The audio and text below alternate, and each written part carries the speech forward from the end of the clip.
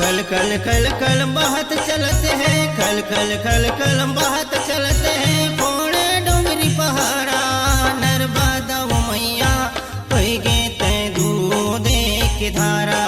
नर्मदा मैया बह गे ते दूध की धारा।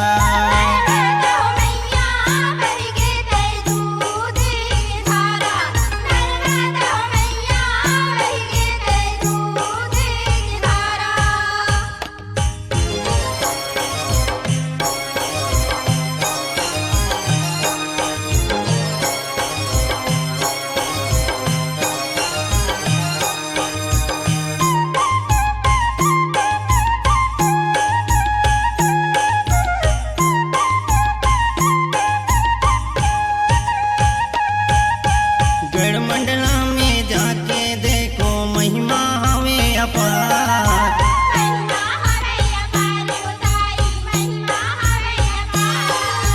कुंभ के जहाँ मेला लगत है डुबकी लगाए नर नार।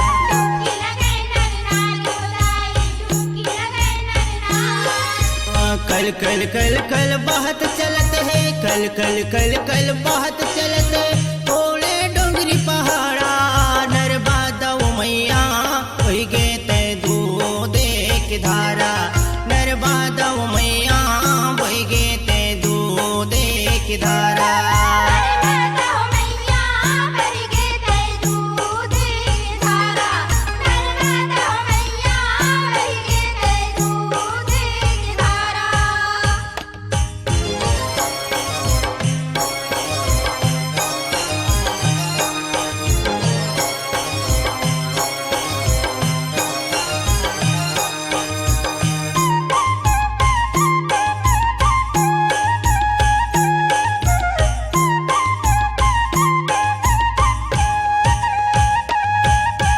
जबलपुर के आगे बढ़ गे धुआंधारा।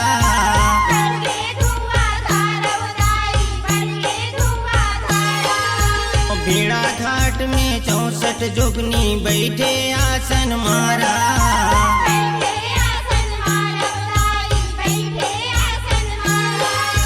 कल कल कल कल बहत चलते हैं, कल कल कल कल बहत चलते हैं। फोड़े डोंगरी पहाड़ा नर्मदा मैया बह गे ते दूध की धारा।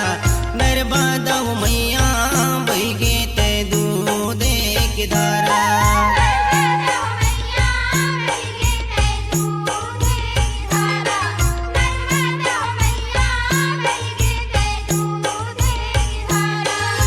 कल कल कल कल बहत चलते हैं, कल कल कल कल बहत चलते हैं। फोड़े डोंगरी पहाड़ा नर्मदा मैया बह गे ते दूध की धारा।